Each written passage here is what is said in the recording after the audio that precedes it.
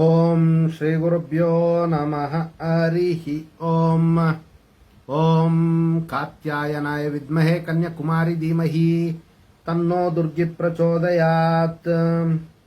ಓಂ ಶ್ರೀ ಶಿವಂ ಗುರುಭ್ಯೋ ನಮಃ.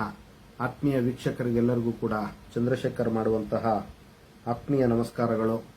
ಎಲ್ಲರಿಗೂ ಕೂಡ ಜ್ಯೋತಿರ್ಮಯ ನಾಡಿ ಆಸ್ಟ್ರಾಲಜಿ ಯೂಟ್ಯೂಬ್ ಚಾನಲ್ಗೆ ಸ್ವಾಗತವನ್ನು ಬಯಸ್ತಾ ನಾವು ಈ ದಿನ ಎಳ್ಳು ದೀಪದ ಒಂದು ವಿಚಾರಗಳನ್ನು ತಿಳ್ಕೊಳ್ಳುವಂಥ ಒಂದು ಪ್ರಯತ್ನವನ್ನು ಮಾಡೋಣ.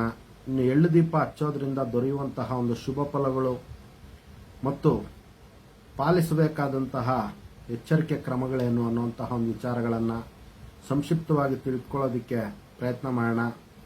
ಇನ್ನು ಯಾರು ನಮ್ಮ ಒಂದು ಚಾನಲ್ನ ಸಬ್ಸ್ಕ್ರೈಬ್ ಮಾಡ್ಕೊಂಡಿಲ್ಲ, ದಯವಿಟ್ಟು ಎಲ್ಲರೂ ಕೂಡ ನಮ್ಮ ಒಂದು ಯೂಟ್ಯೂಬ್ ಚಾನಲ್ನ ಸಬ್ಸ್ಕ್ರೈಬ್ ಮಾಡ್ಕೊಳ್ಳಿ ಮತ್ತು ಫೇಸ್ಬುಕ್ ಪೇಜ್ಗೆ ಲೈಕ್ ಮಾಡಿ, ಬೆಲ್ ಐಕಾನನ್ನು ಪ್ರೆಸ್ ಮಾಡಿ ಅಂತ ಕೇಳ್ಕೊಳ್ತಾ, ಇನ್ನು ಎಳ್ಳು ದೀಪವನ್ನು ನವಗ್ರಹ ದೇವಸ್ಥಾನದಲ್ಲಾಗಲಿ ಅಥವಾ ಶನಿದೇವರ ದೇವಸ್ಥಾನದಲ್ಲಿ ಮತ್ತು ಆಂಜನೇಯ ಸ್ವಾಮಿಯ ಒಂದು ದೇವಸ್ಥಾನದಲ್ಲಿ ಹಚ್ಚಿ ಅವರ ಒಂದು ಸಂಕಲ್ಪದ ಪ್ರಕಾರ ಪ್ರಾರ್ಥನೆಗಳನ್ನು ಪೂರೈಸಿದ ನಂತರ ನೋಡಿ ಪುನಃ ಗಣಪತಿಯ ಒಂದು ದರ್ಶನ ಮಾಡಿ ತೀರ್ಥ ಪ್ರಸಾದಗಳನ್ನು ಅವರು ತೆಗೆದುಕೊಂಡ್ರೆ ಶೀಘ್ರವಾಗಿ ಅವರಿಗೆ ಫಲಪ್ರಾಪ್ತಿಯಾಗುತ್ತೆ ಮತ್ತು ಕ್ಷಿಪ್ರವಾಗಿ ಅವರ ಒಂದು ಕಾರ್ಯಗಳು ನೆರವೇರುತ್ತೆ ಅನ್ನುವಂಥದ್ದು ಶಾಸ್ತ್ರದಲ್ಲಿ ಹೇಳಿರುವಂಥದ್ದು. ಇನ್ನು ವಿಶೇಷವಾಗಿ ಯಾವ ಒಂದು ಸಮಯದಲ್ಲಿ ಎಳ್ಳು ದೀಪವನ್ನು ಹಚ್ಚೋದ್ರಿಂದ ಅತ್ಯಂತ ಶುಭ ಫಲ ಪ್ರಾಪ್ತಿಯಾಗುತ್ತೆ ಅನ್ನುವಂಥದ್ದನ್ನು ನೋಡುವಂಥದ್ದಾದರೆ ನೋಡಿ, ಎಳ್ಳು ದೀಪವನ್ನು ಸಂಜೆ 6ರಿಂದ 7 ಗಂಟೆ ಒಂದು ಸಮಯದಲ್ಲಿ ಹಚ್ಚೋದ್ರಿಂದ ಶೀಘ್ರವಾಗಿ ಅವರಿಗೆ ಫಲಪ್ರಾಪ್ತಿಯಾಗುತ್ತೆ. ಇನ್ನು ನೋಡಿ, ಯಾವುದೇ ಕಾರಣಕ್ಕೂ ಕೂಡ ಎಳ್ಳು ದೀಪಗಳನ್ನು ಮನೆಯಲ್ಲಾಗಲಿ ಅಥವಾ ಸಂಬಂಧಿಕರ ಮನೆಯಲ್ಲಾಗಲಿ ಮಿತ್ರರ ಮನೆಯಲ್ಲಾಗಲಿ ಹಚ್ಚಬಾರದು. ಈ ಒಂದು ಎಚ್ಚರಿಕೆಯನ್ನು ಫಾಲೋ ಮಾಡ್ಕೊಬೇಕಾಗುತ್ತೆ.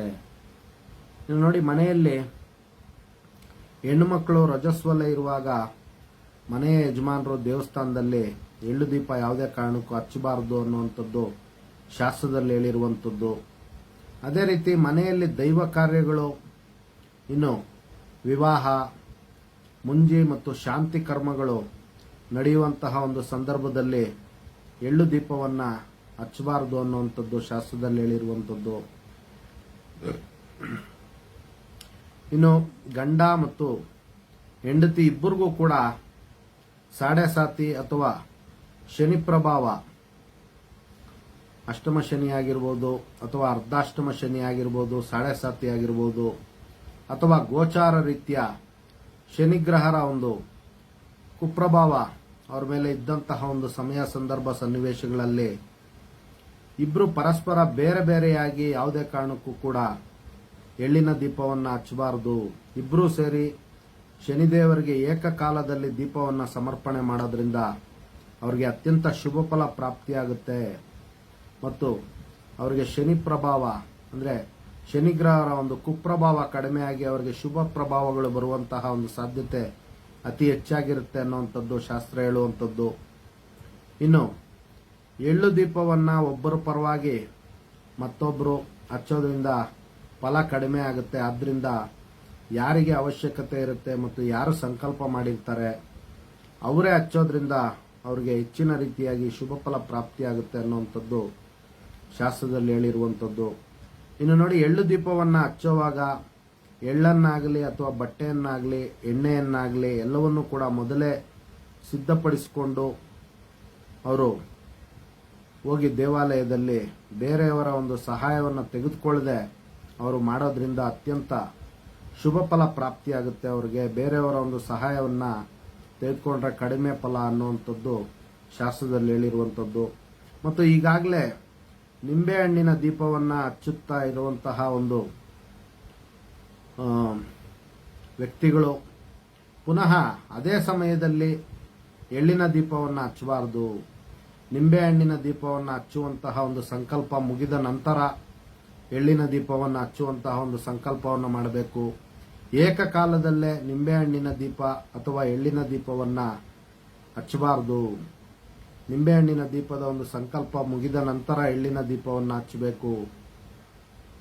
ಮತ್ತು ಶನಿದೇವರಿಗೆ ಎಳ್ಳಿನ ದೀಪವನ್ನು ಹಚ್ಚಿದ ನಂತರ ಅದರಲ್ಲಿ ಬರ್ತಕ್ಕಂತಹ ಒಂದು ಕಪ್ಪು ಕಾಡಿಗೆಯನ್ನು ಯಾವುದೇ ಕಾರಣಕ್ಕೆ ಆಗಲಿ ಹಣೆಗಾಗಲಿ ಅಥವಾ ಕಣ್ಣಿಗಾಗಲಿ ಅಥವಾ ತಲೆಗಾಗಲಿ ಹಚ್ಕೊಳ್ಬಾರ್ದು. ನೋಡಿ, ಬಹಳಷ್ಟು ಜನ ದೇವಸ್ಥಾನಗಳಲ್ಲಿ ಯಾರೋ ಹಚ್ಚಿರ್ತಾರೆ ಎಳ್ಳಿನ ದೀಪ, ಅಥವಾ ಇವರೇ ಹಚ್ಚಿರುವಂಥದ್ದಾಗಿರ್ಬೋದು. ಅದರಲ್ಲಿ ಬರುವಂತಹ ಒಂದು ಕಾಟಿಕೆಯನ್ನು ಇವರು ಒಂದು ತಿಲಕದ ರೀತಿ ಇಟ್ಕೊಳ್ಳುವಂಥದ್ದು ಮತ್ತು ತಲೆಗೆ ಹಚ್ಕೊಳ್ಳುವಂಥದ್ದು ಮತ್ತು ಕಣ್ಣಿಗೆ ಹಚ್ಕೊಳ್ಳುವಂತಹ ಒಂದು ಪ್ರಕ್ರಿಯೆಗಳು ಗೊತ್ತೋ ಗೊತ್ತಿಲ್ಲದಿರೋನ ಮಾಡುವಂತಹ ಒಂದು ಸಾಧ್ಯತೆಗಳು ಇರುತ್ತೆ.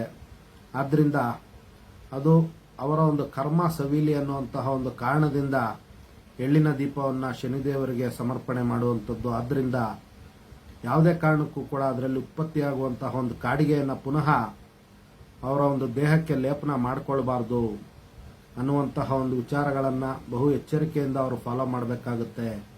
ಇದಿಷ್ಟು ಕೂಡ ಎಳ್ಳಿನ ದೀಪದ ಒಂದು ಸಂಕ್ಷಿಪ್ತ ವಿಚಾರಗಳಾಗಿರುವಂಥದ್ದು. ಮುಂದೆ ಬರುವಂತಹ ವಿಡಿಯೋಗಳಲ್ಲಿ ಇನ್ನೂ ಹಲವಾರು ಆಧ್ಯಾತ್ಮಿಕ ಮತ್ತು ಜ್ಯೋತಿಷ್ಯ ವಿಚಾರಗಳನ್ನು ತಿಳ್ಕೋಣ ಅಂತ ತಿಳಿಸ್ತಾ, ಇನ್ನು ಎಲ್ಲರೂ ಕೂಡ ನಮ್ಮ ಫೇಸ್ಬುಕ್ ಪೇಜನ್ನು ಲೈಕ್ ಮಾಡಿ, ಯೂಟ್ಯೂಬ್ ಚಾನಲ್ಗೂ ಕೂಡ ಸಬ್ಸ್ಕ್ರೈಬ್ ಮಾಡ್ಕೊಳ್ಳಿ, ಬೆಲ್ ಐಕಾನನ್ನು ಪ್ರೆಸ್ ಮಾಡಿ.